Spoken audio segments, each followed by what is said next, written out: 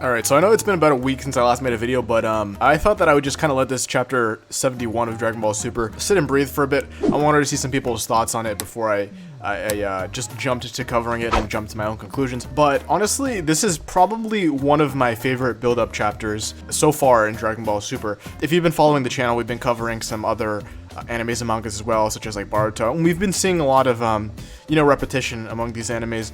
Usually in between these major fights, like they give us a lot of foreshadowing. Like here we're foreshadowing the fights between Goku, Vegeta, and Granola. We didn't exactly know how they were going to end up fighting Granola in the last chapter, but this chapter gives us some insight on how exactly that's going to happen. But this is what's called a build-up chapter, right? We're kind of building up to a fight, and it's actually kind of very exciting to see how it plays out, and we can really see that their training is paying off, because they've been training pretty much all of Dragon Ball Super, but we haven't seen a whole lot of progress. We've just seen, these little bits and pieces, with Super Saiyan Blue, and supposedly they're getting stronger in their states, Super Saiyan Blue completed in the manga. But here, we're really kind of seeing some progression here. So it basically opens off between Whis talking to Goku. He's essentially asking him if he knows what's the difference between the angels and the Saiyans like Goku. And he says it's because he doesn't have a halo, but obviously he's wrong. Whis then moves his head, and his staff is actually spiraling towards them. It just barely misses Whis' head and smacks Goku in the face. Whis proceeds to say that he's like, the angels are always in the Ultra Instinct state. That's why they have white hair, is because they're always in the Ultra Instinct state. I don't know if they would not have white hair if they weren't in it, but I'm assuming that's why they have white hair. And Goku's mentioning that he has to transform for it, but Whis is basically telling him not to think of it as much as the transformation, but just the state that he's in. He said no matter what transformation you're in. This is some very heavy foreshadowing that Goku may be able to access the Ultra Instinct state in other transformations, because it's separate. It's a separate state than a Saiyan transformation, so potentially he could use it with other transformations. So maybe further down the line in Dragon Ball Super, we might see him combining maybe Super Saiyan Blue or the Super Saiyan state with this Ultra Instinct power, and you might even see like maybe another hair color transformation. I don't know. That's just me, and I've been following Dragon Ball enough to know that there's got to be at least one more color in there, maybe purple or something. But anyways, Goku's basically like, I have to figure out how to make Ultra Instinct my final form. And he's like, yeah. So this kind of reminds me of back when Goku and Gohan were in the hyperbolic time chamber, and Goku was kind of teaching Gohan to use the Super Saiyan in as if it were their base state, you know what I mean? So they can kind of get rid of the rage, and they can kind of focus and maintain extreme calm while in that state. It's kind of very similar to this, but doing that constantly. And with the Ultra Instinct state instead of the Super Saiyan state, this is a much more advanced technique. And Whis kind of mentions that they have to end up becoming stronger than they were the previous day. You always have to be striving to become stronger than you were the day before. And Vegeta's like, well, we're training every day, so naturally we should be getting stronger. Is that supposed to be your nugget of wisdom? And Whis is essentially like, he's kind of sensing the disturbances in the universe, with Granola gaining his abilities. Whis hasn't really spilled anything. It doesn't seem like he's entirely sure of what's going on, but he definitely senses that something is not right, which is obviously, as we know as the reader, looking at this from an outside perspective, we know that it's Granola, and that he's suddenly become insanely powerful with the new dragon at an extreme cost. We jump to planet Cereal, and we kind of see Granola in his little space pod. It looks like he's keeping an eye on his Namekian friend, and I believe there's these group of like space pirates, I guess. They're these little side villains, kind of remind me of the Pilaf gang, and they've been in the previous couple chapters. I've kind of been blocking them out because I didn't see how they were too much of a huge deal. But they have a bigger role in this chapter. I believe they're called the Heaters. I'm not entirely sure. But anyways, it looks like Granola is having them find Frieza for him, because obviously Frieza wants to find Granola, but as we soon find out, they have other plans in mind. Also, there's some very interesting dialogue between some of them.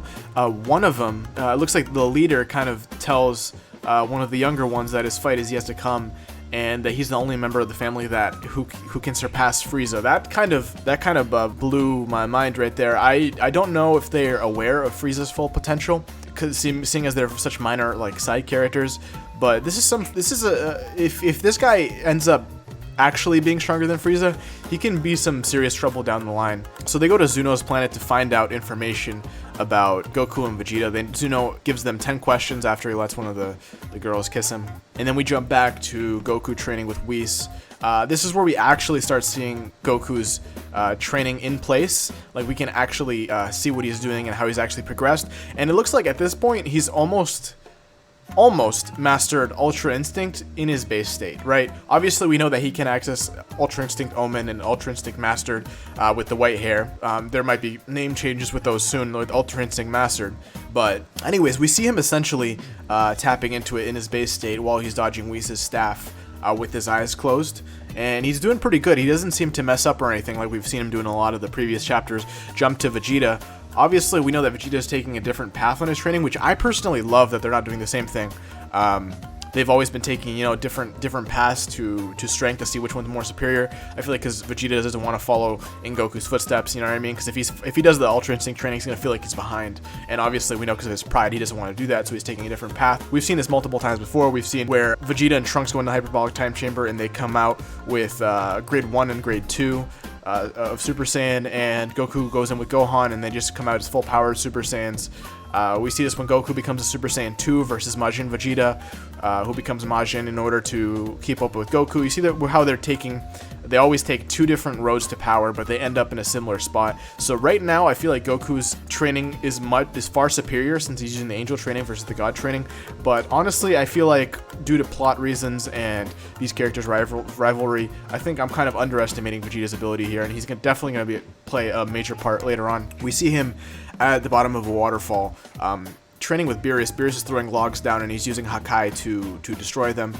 We gotta keep in mind that this looked kind of simple, but he's not just blasting them; he's erasing them from existence, which is the whole idea of Hakai and how the ability actually works. Right? I could make another video going a little bit more in depth on exactly what Hakai is, but that's kind of the very abbreviated version of it. He's destroying it from existence, which is a God of Destruction ability, and he also apparently blows up part of the mountain, which Beerus kind of scolds him for.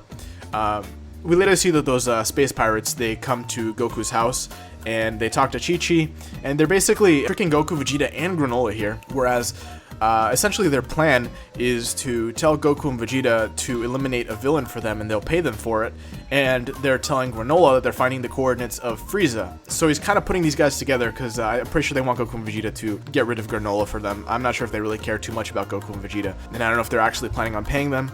But this is essentially what's going to happen.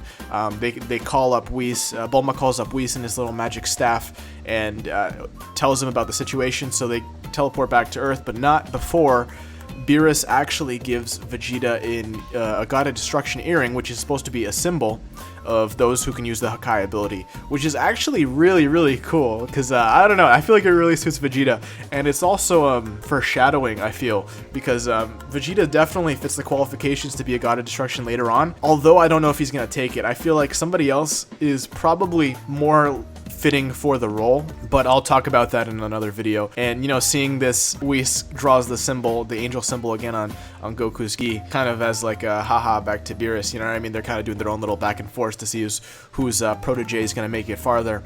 Anyways, they get back to Earth and Goku and Vegeta accompany them to Planet Cereal, where they're in this little spaceship, and it's going to take about 18 days to actually get to Planet Cereal. Now, we don't actually see this trip till the end in this chapter, but I feel like Toyotaro and Akira Toriyama did this on purpose because they're probably going to make some stuff happen on Earth and on Beerus' planet in the beginning of next chapter as they're still on their flight to Planet Cereal. But anyways, the chapter ends off very shortly after. Essentially, they have a pool. Vegeta's training in the pool. Goku's eating a lot of their food.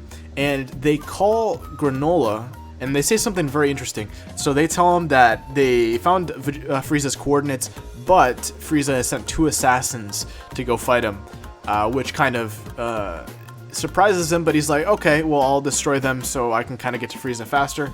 But they also say that they're part of the Saiyan race, which obviously we know Granola has some unfinished business with. The Saiyans kind of screwed him over in his whole planet many years ago. He says he ends up the chapter with saying it's 50 years overdue and revenge is finally going to be his. It's actually really interesting.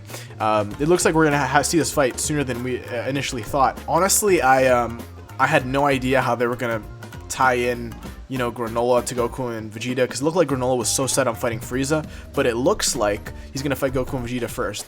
And obviously, as we know how these fights always go, I don't think Goku and Vegeta are going to win right away. That's never how it usually goes. And because Granola still has a vendetta against Frieza, I personally think this is going to play off with him defeating them and then going to Frieza and they fight back a little bit later. But I'll cover that in my chapter 72 predictions, which is going to be a separate video. But that's essentially what happens in this chapter. There's a lot of things to look forward to. We're going to see how Vegeta has progressed, how Goku has progressed. I've made potentially some new transformations down the line. I don't know. I'm super excited. If you guys like more content like this, don't forget to like, comment, subscribe, and I'll catch you in the next one.